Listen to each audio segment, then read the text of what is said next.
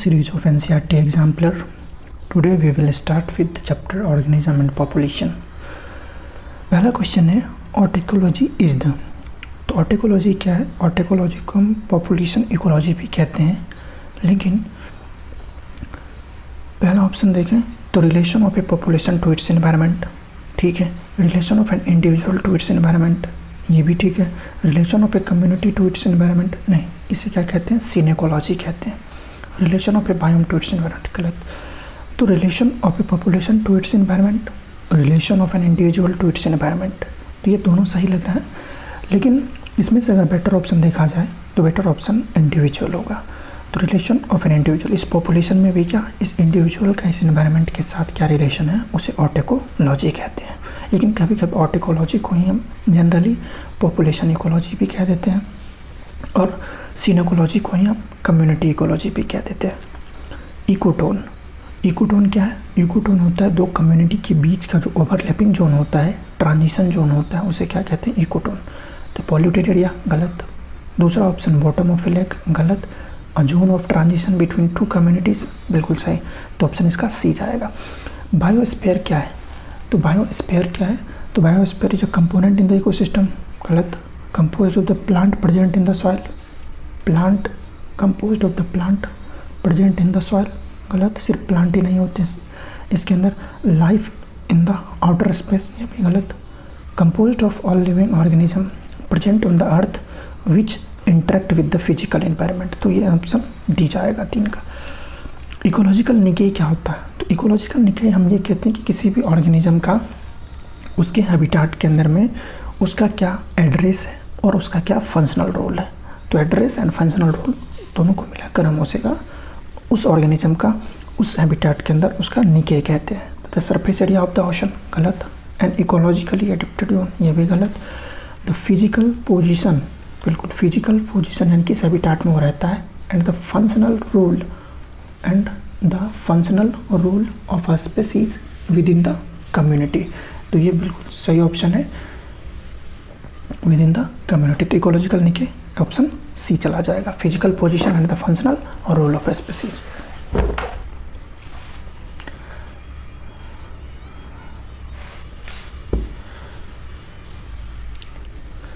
Question number 5, according to Allen's rule the mammals from the colder climates have. तो Allen rule के अनुसार mammal जो colder climate में होते हैं उनके एक्सट्रीमिटीज़ जो होते हैं वो क्या होते हैं? शॉर्टर होते हैं, ताकि वो कम से कम क्या कर सके, हीट का लॉस कर सके। क्योंकि हीट लॉस जो होती है वो डायरेक्टली प्रोपोर्शनल होती है सरफेस एरिया की। तो heat loss directly proportional to, heat loss यहाँ पर क्या होती है कि directly proportional to surface area होती है। सरफेस एरिया, तो सरफेस एरिया जितना ज़्यादा होगा हीट का लॉस उतना ज़्यादा होगा। तो हीट लॉस को कम से कम करने के लिए, सरफेस एरिया को मिनिमाइज करने के लिए वहाँ पर shorter limbs and shorter ear होते हैं। तो ऑप्शन क्या जाएगा? डी। सॉल्ट कंसंट्रेशन यानी salinity of the sea measured in parts per 1000 यानी पीपीटी में कितना होता है सैलिनिटी सी के अंदर में? तो सी के अंदर में हुई 30 से 35 होता है, इनलैंड वाटर में 5 से 10।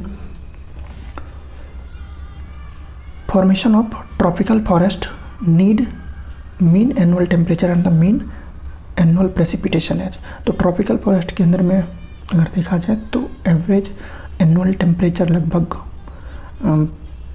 18 से 25। तो पहला ऑप्शन देखिए 18 से 25, ठीक है, हो सकता है। फिर दूसरा क्या है? फिर दूसरा है 5 से 15, ये नहीं हो सकता। 30 से 50 बहुत ज़्यादा हो गया। 5 से 15 ये भी नहीं हो सकता। तो यहाँ पर देखिए तो एनुअल जो इसके अंदर ये होता है एवरेज एनुअल टेम्परेचर लगभग 18 से 25, और एवरेज यहाँ पर जो प्रेसिपिटेशन होनी चाहिए वो कितनी होनी चाहिए? 150 से 400। तो option number A is the right answer. Which of the following forest plants control the light condition at the ground? इनमें से कौन सा फॉरेस्ट प्लांट कंट्रोल करता है लाइट की कंडीशन एट द ग्राउंड पर? तो लाइट की कंडीशन को ग्राउंड पर कंट्रोल करता है कौन सा? ये छोटे छोटे प्लांट को अगर लाइट चाहिए तो ये जो बड़े प्लांट होते हैं ये इनको कंट्रोल करते हैं लाइट की अवेलेबिलिटी को। तो लाइनास एंड क्लैम्बर्स, गलत। श्रब्स, नहीं, ये छोटे प्लांट हैं। हर्ब्स, नहीं। Tall trees. तो इनमें से कौन सा फॉरेस्ट प्लांट कंट्रोल करता है लाइट कंडीशन को ग्राउंड पर? तो tall trees. What will happen to a well-growing herbaceous plant in the forest if it is transplanted outside the forest in a park. तो वेल ग्रोइंग, अच्छे से grow कर रहा है यहाँ पर फॉरेस्ट के अंदर में, अगर इसको ट्रांसप्लांट कर दें outside the forest in a park तो क्या होगा? It will grow normally, it will grow normally नहीं, it will grow well because it is planted in the same locality नहीं, it may not survive because the change in its micro climate, तो micro climate इसका change हुआ और इसलिए ये survive नहीं कर सकता है वहाँ पर। क्यों ऐसा हो सकता है? क्योंकि अगर लाइट की कंडीशन, जिस इसकी ऑप्टिमम लाइट कितनी चाहिए इसको रिक्वायर्ड, वो यहाँ पर फॉरेस्ट के अंदर में ये क्या हो सकता है, अगर मान लीजिए हर्ब्स होता तो इसको जो लाइट की ऑप्टिमम कंडीशन चाहिए वो मिल रही थी, यहाँ पर ज़्यादा या कम हो सकती है, तो माइक्रो क्लाइमेट चेंज होने के कारण ये सर्वाइव नहीं कर सकता है। तो option C will be the right answer. एक पॉपुलेशन में 50 पैरामीशियम है और वो 1 घंटे के बाद 150 हो जाते हैं, तो ग्रोथ रेट क्या हुआ पॉपुलेशन का? तो ग्रोथ रेट सिंपली हम निकाल सकते हैं कि कितना इंक्रीज हुआ। तो यहाँ पर हम ये कह सकते हैं कि ग्रोथ रेट कैसे निकालेंगे, तो पहले कितना था, तो पहले था इनिशियली था 50 और फाइनली कितना हो गया, इनिशियली 50 था फाइनली 150 हो गया, कितने घंटे में? 1 आवर में। तो यहाँ पर देखें ग्रोथ कितना हुआ, तो ग्रोथ रेट हम ये कह सकते हैं कि जो ग्रोथ रेट होगा पॉपुलेशन का, जो ग्रोथ रेट कितना होगा, ग्रोथ रेट होगा फाइनल माइनस इनिशियल, और चूँकि रेट है तो डिवाइडेड बाय टाइम भी करना होगा। तो यहाँ से देखें तो 150 माइनस 50 डिवाइडेड बाय 1 आवर, तो ये हो गया कितना, 100 पर आवर, तो 100 पर आवर हो गया ये। तो ग्रोथ रेट इसका कितना हो गया, 100 पर आवर। इसी क्वेश्चन में अगर परसेंटेज ग्रोथ रेट पूछा जाए तो परसेंटेज के लिए हम क्या करेंगे, आगे देखते हैं क्वेश्चन। तो एक पॉपुलेशन में 50 पैरामीशियम थी, 150 हो गया 1 घंटे के अंदर में, तो ग्रोथ रेट क्या हुआ पॉपुलेशन का, तो फाइनल माइनस इनिशियल, 150 में से 50 आपने घटाया तो कितना आया, 100 per hour is the right answer. अब इसी क्वेश्चन में आगे अगर परसेंटेज पूछा जाए तो कैसे करेंगे, इसको देखते हैं। क्वेश्चन पूछा what would be the percentage growth of the birth rate per individual for the same population mentioned in the previous question, यानी इसी क्वेश्चन में हमें परसेंटेज ग्रोथ निकालना है। तो परसेंटेज ग्रोथ के लिए आपको क्या करना है कि कितना है, बर्थ रेट हमें परसेंटेज बर्थ रेट निकालना है। तो बर्थ रेट में हम ये देखेंगे कि बर्थ कितना का हुआ डिवाइडेड बाय इनिशियल कितनी वैल्यू थी इंटू 100%, तो ये हो जाएगा। तो बर्थ कितना हुआ था, 150 फाइनल हो गया था, 50 इनिशियल था, तो 100 बर्थ हुआ था, डिवाइडेड बाय इनिशियल कितना था, 50 था, और 100 से इसको मल्टीप्लाई कर दें तो परसेंटेज आ जाएगा। तो ये लगभग 200% के आसपास आ जाएगा, यानी बर्थ रेट इसका कितना हो गया, 200%। तो बर्थ रेट यहाँ पर 200% हो गया इस पैरामीशियम का, पॉपुलेशन का। अ पॉपुलेशन हैज़, अगला question, a population has more young individual compare to older individuals. तो यंग इंडिविजुअल्स, यहाँ ओल्डर इंडिविजुअल्स की तुलना में यंग इंडिविजुअल्स अगर ज़्यादा है किसी पॉपुलेशन में तो उसका ग्रोथ स्टेटस क्या होगा कुछ टाइम के बाद। हम ये कहते हैं कि यहाँ पर 3 तरह के, जब प्री रिप्रोडक्टिव एज में, फिर होता है रिप्रोडक्टिव एज में, तो यहाँ पर ये क्या रखा है कि रिप्रोडक्टिव एज वाले की संख्या ज़्यादा है,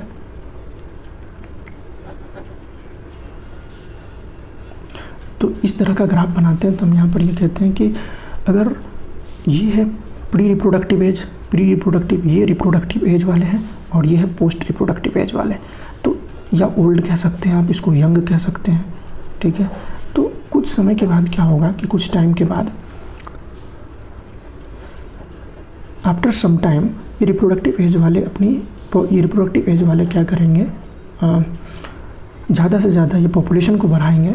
अगर ओल्ड की तुलना में ये ज़्यादा है तो कुछ टाइम के बाद अगर हम देखें तो ये रिप्रोडक्टिव एज वाले इंडिविजुअल्स की संख्या ज़्यादा होने के कारण, यानी यंग की संख्या ज़्यादा होने के कारण, फाइनली पॉपुलेशन की जो ग्रोथ स्टेटस होगी वो क्या होगी, इंक्रीज़ करेगी, तो it will increase.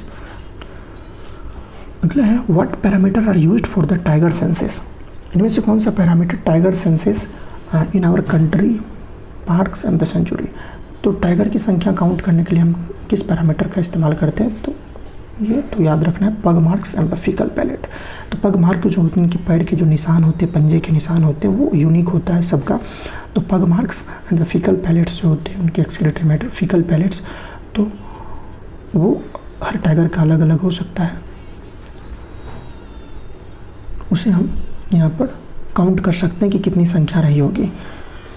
Which of the following would necessarily decrease the population in a given habitat.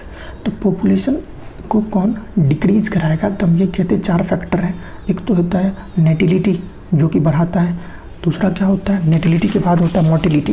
तो नेटिलिटी तो हम ये कहते हैं किसी पॉपुलेशन को, ये पॉपुलेशन है तो इस पॉपुलेशन को बढ़ाने का काम करता है कौन सा, नेटिलिटी।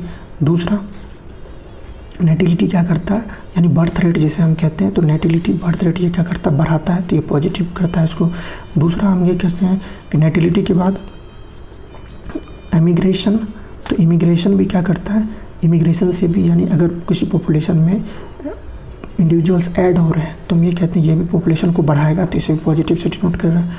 अब घटाएगा कौन, तो घटाएगा कौन, अगर पॉपुलेशन से कोई बाहर, नेटिलिटी है यानी बर्थ रेट, अब डेथ हो जाए पॉपुलेशन में तो डेथ रेट क्या करेगा, डेथ, यहाँ पे इसे मोर्टिलिटी कह सकते हैं, तो मोर्टिलिटी से क्या होगी, पॉपुलेशन डिक्रीज करेगी।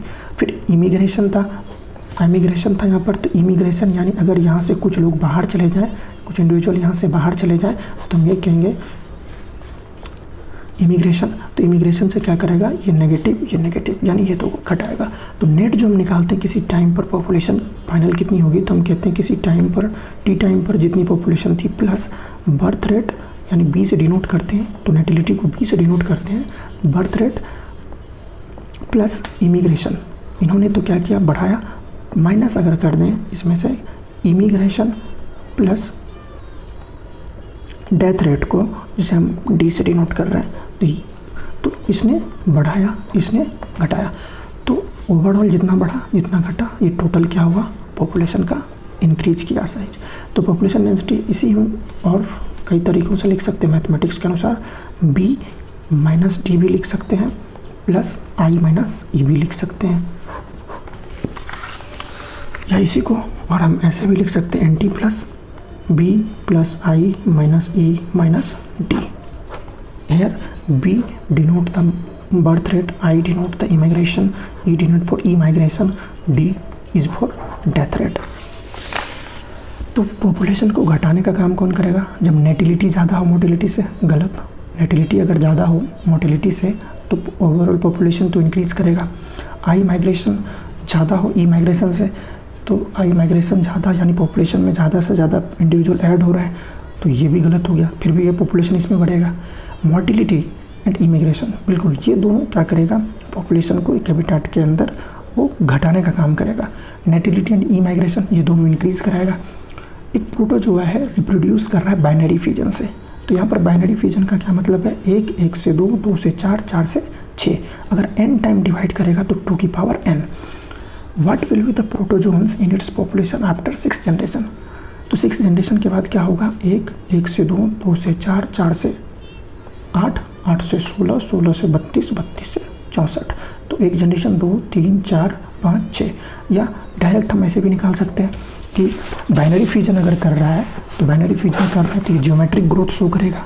तो बाइनरी फिजन के केस में हम ये कह सकते हैं, अगर ये बाइनरी फिजन कर रहा है तो number of individual after n generation, तो n जनरेशन के बाद नंबर ऑफ इंडिविजुअल्स कितना हो जाएगा, 2 की पावर n हो जाएगा।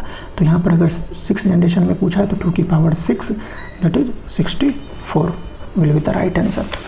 तो 64 will be the right answer. कितने जनरेशन के बाद पूछा गया, आफ्टर 6 जनरेशन, तो 2 की पावर 6 प्रोटोजोन विल बी देयर। अब 16 नंबर क्वेश्चन, ये अच्छा क्वेश्चन है। In 2005 for each of the 14 million people present in a country were born, तो यहाँ पर ये कह रहा है कि 2005 में 14 मिलियन पीपल थे एक कंट्री के अंदर में, और इनमें से कुछ बर्थ रेट दे रखा है कि 0.028 were born and 0.008 died during the year. तो बर्थ दे रखा है, डेथ दे रखा है, तो इससे हम रेट निकाल सकते हैं b माइनस डी, ठीक है, during the year using exponential equation. अब आपको यूज करना है यहाँ पर exponential equation. The number of people present in 2015 is predicted as, तो इसे हम ऐसे कर सकते हैं कि यहाँ पर हमें बर्थ माइनस बर्थ रेट दे रखा है, ये अच्छा क्वेश्चन है। तो कहते हैं कि बर्थ रेट दे रखा है, बी कितना दे रखा है कि 0.028 दे रखा है, 0.028, और यहाँ पर डेथ रेट दे रखा है कितना है 0.008 दे रखा है, ठीक है। इसके बाद जो करंट पॉपुलेशन है टी टाइम में वो दे रखा है 14 मिलियन दे रखा है। फिर टाइम जो दे रखा है कि कितना टाइम के बाद निकालना है डेल्टा टी, अगर हम कह दें तो वो दे रखा है 2005 से 2015, तो 2015 माइनस 2005 अगर करें तो यहाँ से आया 10 ईयर के बाद पूछा गया है, 10 ईयर के बाद पूछा गया। तो हम एक्सपोनेंशियल इक्वेशन अगर यूज करें तो एक्सपोनेंशियल इक्वेशन क्या है पॉपुलेशन ग्रोथ का, तो पॉपुलेशन ग्रोथ एक्सपोनेंशियल इक्वेशन ये कहता है कि dn by dt equals to r into N. Here r is the rate, और इस रेट को हम लिखते हैं b माइनस टी से। r क्या है यहाँ पर b माइनस टी है, n is the current population. तो कितना चेंज आया इसको हम निकाल सकते हैं यहाँ से, तो चेंज हम निकाल सकते हैं, इसी को ऐसे भी लिख सकते हैं delta n divided by delta T बराबर r इंटू एन। और यहाँ से अगर हम डेल्टा n निकालें तो वो आ जाएगा कितना r की वैल्यू कितनी होगी यहाँ पर b माइनस डी, तो r हम यहाँ पर निकाल लेते हैं कि b माइनस डी, तो b माइनस डी r यहाँ पर अगर निकालें तो यहाँ से 28 से तो यहाँ पर आएगा 0.020, तो ये रेट आ गया। तो रेट को हम लिखते हैं 0.02 इंटू करंट पॉपुलेशन कितनी है 14 मिलियन, ठीक है। और डेल्टा n को हम ऐसे लिख सकते हैं n final minus n initial बराबर यहाँ से आता है कितना 0.28, और यहाँ से फाइनल माइनस इनिशियल, तो n फाइनल हो जाएगा कितना इनिशियल कितना दे रखा है, 1 मिनट, इसमें डेल्टा टी को इससे मल्टीप्लाई करना पड़ेगा। डेल्टा टी कितना है 10 ईयर, तो 10 ईयर इसको मल्टीप्लाई कर दिया तुमने, फिर यहाँ पर 10 को मल्टीप्लाई कर देते हैं, तो 10 को मल्टीप्लाई करें तो ये आता है 2.8, ये आता है कितना 2.8 के आसपास, यानी 2.8 जो होगा वो इंक्रीज़ किया होगा। तो फाइनल कितना हो जाएगा, इनिशियल कितना था 14 मिलियन प्लस 2.8, तो यह आया 16.8, या लगभग अप्रॉक्स हम ये कह सकते हैं कि 17 मिलियन के आसपास ये फाइनल पॉपुलेशन हो जाएगी 2015 के अनुसार, 15 में इस क्वेश्चन के अनुसार।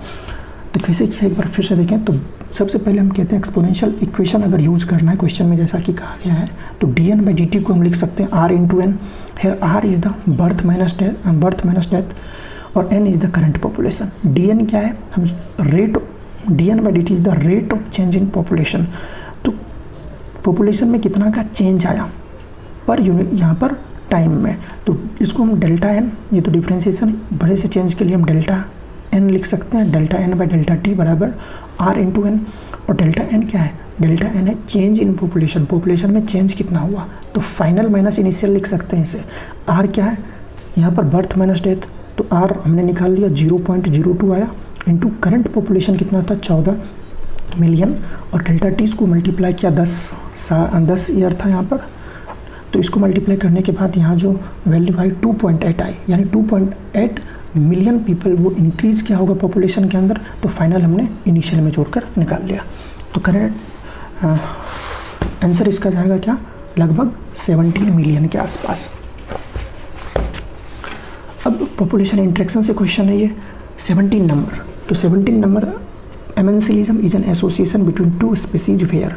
एमेंसिलिज्म क्या है, तो पॉपुलेशन इंटरेक्शन जब हम पढ़ते हैं तो वहाँ पर हम ये पढ़ते हैं कि ये एक नेगेटिव इंटरेक्शन है।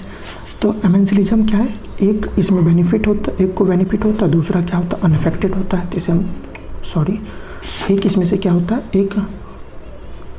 एक को लॉस होता है और दूसरा अनअफेक्टेड होता है, तो इसे हम कहते हैं एमेंसिलिज्म। अगर इसी में एक को प्रॉफिट होता, एक को बेनिफिट होता और दूसरा अनअफेक्टेड होता, तो उसे हम क्या कहते हैं कॉमेंसिलिज्म। और एग्जाम्पल था क्या इसका, कॉमेंसिलिज्म। तो इसका एग्जाम्पल होता है पॉजिटिव जीरो का ऑर्चिड के पेड़ पर ये EP fight on the mango plant. तो मैंगो प्लांट पर जो ईपी फाइट होते हैं कॉमेंसिलिज्म का एग्जाम्पल। क्यों, क्योंकि उसमें मैंगो के प्लांट को कोई नुकसान नहीं है और इसको तो फ़ायदा हो रहा है, तो एक को फ़ायदा हो रहा है और दूसरा अनअफेक्टेड है, तो वो कॉमेंसिलिज्म है। लेकिन एक को अगर नुकसान हो रहा है और दूसरा अनअफेक्टेड है, जैसे कि आप एंटीबायोटिक कह सकते हैं, तो एंटीबायोटिक इसका एग्जांपल हो सकता है एमेंसिलिज्म क्योंकि जो माइक्रो ऑर्गेनिज्म है वो माइक्रो ऑर्गेनिज्म कुछ केमिकल सेक्रेट कर रहा है और उस केमिकल से किसी अदर माइक्रो ऑर्गेनिज्म का डेथ हो रहा है, तो ये तो क्या इससे अनअफेक्टेड है, इसको ना फ़ायदा ना नुकसान है, ये अनअफेक्टेड है और इसको नुकसान हो रहा है। तो ये एग्जाम्पल हो गया क्या, एग्जाम्पल हो गया डेट्रीमेंटल रिलेशन का। तो एमेंसिलिज्म यहाँ पर एग्जाम्पल हो गया किसका, नेगेटिव इंटरेक्शन। और नेगेटिव इंटरेक्शन जिसमें कि एक स्पीसीज़ को तो क्या हो, हार्म, एक स्पीसीज़ को हार्म हो, दूसरा बेनिफिटेड हो, गलत हो गया। यानी ये नेगेटिव पॉजिटिव कह रहा है, गलत। वन स्पीसीज इज हार्म्ड यानी एक नेगेटिव और दूसरा अनअफेक्टेड, बिल्कुल ये सही हो सकता है। One species is benefited and the one species benefited हो और अदर क्या हो, अनअफेक्टेड। तो ये कॉमेंसलिज्म की बात कर रहा है, both species is harmed, negative negative दोनों को नुकसान, गलत। कॉमेंसलिज्म क्या हो गया, पॉजिटिव और नेगेटिव एंड जीरो। तो one species is harmed and other is unaffected. तो इसका आंसर शायद गलत दे रखा है इसमें। Lichen are the association of, lichen के बारे में क्या क्या जानते हैं। लाइकेन क्या है, सबसे पहले SO2 सेंसिटिव होता है। तो जहाँ पर सल्फर डाइऑक्साइड की क्वांटिटी अगर ज़्यादा होती है एयर में तो वहाँ ये ग्रो नहीं कर पाता है। लाइकेन के अंदर क्या होता है, लाइकेन के अंदर में एल्गी एंड फंजाई होते हैं। तो एल्गी वाले पार्ट को हम क्या कहते हैं, एल्गी वाले पार्ट को फाइकोबायोंट कहते हैं, फंगस वाले पार्ट को हम क्या कहते हैं, माइकोबायोंट कहते हैं। तो लाइकेन के बारे में अगर देखें तो थोड़ा सा डिटेल से देख लेते हैं लाइकेन के बारे में। तो लाइकेन क्या है, सबसे पहले पॉल्यूशन इंडिकेटर है, और पॉल्यूशन इंडिकेटर में क्या, एयर पॉल्यूशन इंडिकेटर है। तो SO2 सेंसिटिव है, SO2 सेंसिटिव है तो जहाँ पर SO2 ज़्यादा होगा वहाँ पर ये ग्रो नहीं करेगा। तो जहाँ पर लाइकेन ग्रो कर पा रहा है इसका मतलब वो क्या है कि वहाँ पर एयर क्या है, प्योर है, वहाँ पर पॉल्यूशन कम है, तो SO2 सेंसिटिव है। अब लाइकेन के अंदर हम ये लाइकेन क्या है, लाइकेन किसी ऑर्गेनिज्म का नाम नहीं है, लाइकेन एक रिलेशन का नाम है। तो लाइकेन एक रिलेशन है, लाइकेन ऑर्गेनिज्म नहीं, लाइकेन एक रिलेशन है। तो लाइकेन, इस रिलेशन के अंदर कौन कौन होते हैं, तो लाइकेन के अंदर होता है एल्गी और फंजाई होता है। तो एल्गी और फंजाई, एल्गी वाले पार्ट को हम क्या कहते हैं, फाइकोबायोंट कहते हैं, और ये जो फंगस वाले पार्ट होते हैं इसको हम माइकोबायोंट कहते हैं, माइकोबायोंट कहते हैं। तो फाइकोबायोंट एंड द माइकोबायोंट, इस फाइकोबायोंट में एल्गी क्या करती है, यहाँ पर फोटोसिंथेसिस करती है और फूड प्रोवाइड करती है इसको। और ये माइकोबायोंट यानी फंगस वाला पार्ट जो होता है वो क्या करता है, मिनरल्स एंड वाटर एब्जॉर्ब करके इस एल्गी को प्रोवाइड करता है। और इस रिलेशन को हम म्यूचुअलिज्म के अंदर भी पढ़ते हैं, म्यूचुअलिज्म भी कहते हैं, सिम्बायोटिक रिलेशनशिप भी कहते हैं, इसे हस्बैंड वाइफ रिलेशनशिप भी कहते हैं, हस्बैंड वाइफ रिलेशनशिप भी कहते हैं। आते हैं क्वेश्चन पर। क्वेश्चन क्या है कि lichen are the association of bacteria and fungus, गलत। एल्गी एंड बैक्टीरिया, गलत। फंगस एंड एल्गी, बिल्कुल सही। तो option C is the right answer. Which of the following is the partial root parasite, इनमें से कौन पार्शियल रूट पैरासाइट है। तो partial root parasite, sandalwood, mistletoe, orobanche, ganoderma. तो इसमें से पार्शियल रूट पैरासाइट पूछा है तो सैंडलवुड हो जाएगा, चंदन का पेड़, partial root parasite. Which one of the following organism reproduce sexually only once in its life time. तो ये भी याद रखने वाला है। बनाना प्लांट, गलत। मैंगो, गलत। टोमेटो पूरे लाइफ टाइम में एक बार ही सेक्सुअल रिप्रोडक्शन करता है, तो आंसर चला जाएगा यूकेलिप्टस।